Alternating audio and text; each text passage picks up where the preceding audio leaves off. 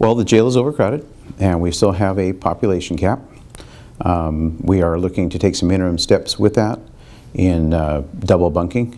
We have already had our proposals submitted to the BSCC, Board of State and Community Corrections, and they have reviewed our plan. They have come out once to take a look at the site, so they will be out again, and we believe we can gain 200 beds, maybe a little more, being able to do that as an interim step.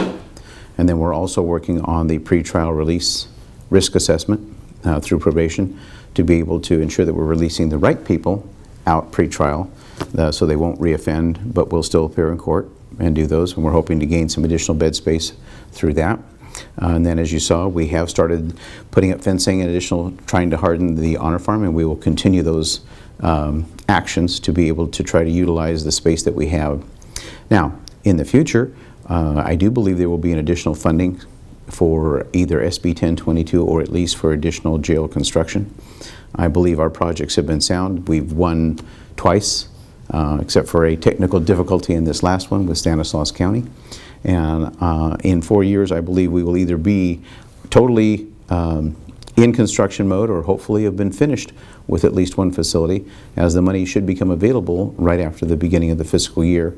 And I do believe the Board of State Community Corrections wants to fast track the awards as quickly as possible to be able to get that funding out, to be able to allow the counties that need it, like ours, to be able to build the additional jail bed space.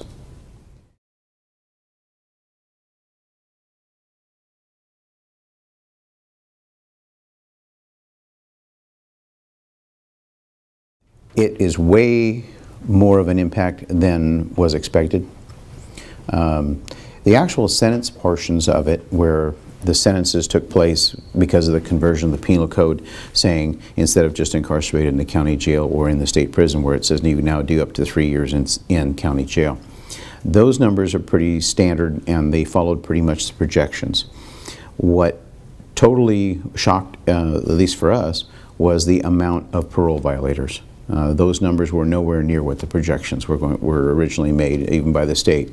So that in of itself has become one of the bigger problems in dealing with that.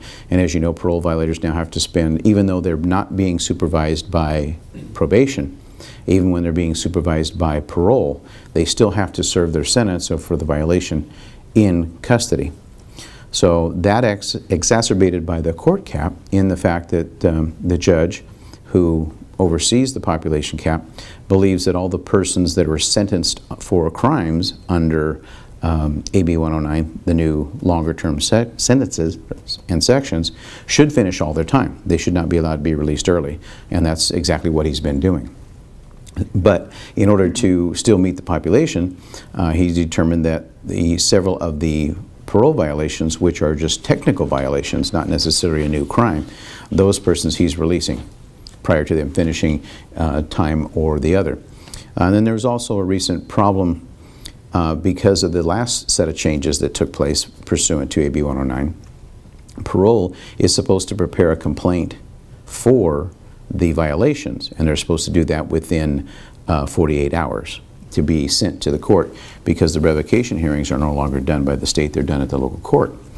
Well, unfortunately, parole has indicated they're having difficulty meeting that time frame.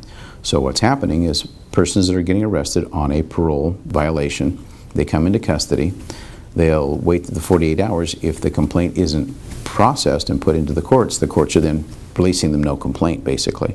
And then the parole department reissues the warrant for them again, so now they're coming back again in trying to work those out. So we have been working with our local parole representatives. We've offered them space in our facility, trying to give an opportunity to work together to cut down on their time frames so that we can get those done.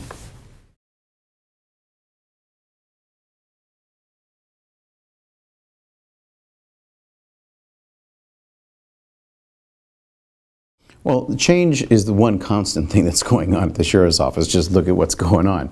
We had $80 million to build a new jail, and now we don't. We had $33.3 million to build a new sentence facility, and now we don't. Okay, so change has been a constant dynamic within the office. Now, I've heard his different points of view on We need to be more proactive. We need to do, well, that's his perspective. I believe we are proactive. I believe our community card program has been greatly proactive. I believe it's responsible for the fact that we have had a continued, shall we say, trend line going down in the county area in crime, because the cars are out in those communities and they're confined to a smaller space. Their response times are better. They get to know the communities. So, I mean, it all depends on what you're looking for in the way of change, okay? I've always tried to make sure that we've put the public's interest first and not necessarily the interests of the office or the individuals working in it, because to me that's what we're supposed to do. So again, it just depends on what you look for a change. Why do I believe I'm a better candidate than my opponent? Simply, basically experience, okay? I've been in the business now a little over 35 years, you know, and I started out as an explorer scout, then as a cadet, and then on to full-time. So I've learned through the process. My experience as sheriff in the last 8 years has been on that well. But you know, there also is another point that is very interesting, because at the onset, a lot of people says, "Why are you running for a third term? Are you nuts?" And I said, because they know that I'm already 58 years old, which means I'm of retirement age. At 35 years in the retirement system, I'm already maxed out on my retirement. So in fact, I will lose money in the next term, especially with the new public employees pension laws that have to go into effect, along with other things the county is going to be doing. But it was never about the money. It was about trying to make sure that we keep our community safe, that we meet our needs, that we do things well. And so far, up till running into realignment headlong, we were doing pretty darn well all the way around. If you take a good overview look and were to extract the situation that we have right now out of the equation from 109, we'd be very well off.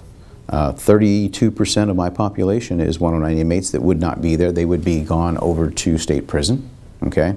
The parole violators would be doing their time in state prison. And if you take that 32% off, our jail population, instead of being running at around 1,450, would be down about 1,150, 1,200, which is real manageable with what we have. I think my experience has paid off and showed in the fact that during survived the 1992-93 budget cuts that came along then. I went from being a lieutenant on Friday to being a deputy on Monday, so I had a first-hand experience in that process.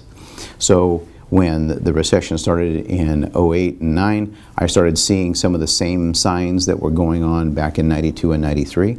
So that allowed me to start making adjustments early, start working with staff, so that we could lose $23 million from our budget over those 3 bad years when the cuts were going on, but we kept the majority of our staff. We were still able to deliver most of our services. So with the fact that the CAO at the mid-year budget report decided to tell the board that it appeared there was going to be between a $13 and $15 million shortfall in the next year's budget, the budget issue is still out there. There are still going to be some ongoing things with the budget. So all of that combined, I think I'm in a good position to work with the state on 109, and as you indicated, this looks like the governor's willing to soften up some of the changes, and the legislature maybe start looking at it, and I'm working very closely with my colleagues at the State Sheriff's Association to work with the legislators to address those issues. We need to have some definite changes in the process. Do I think it's all going to turn around magically and say, okay, King's X, we're all going to go back to the way it was? Absolutely not. So it's a reality that we're going to have to deal with, but we need a long-term solution in that.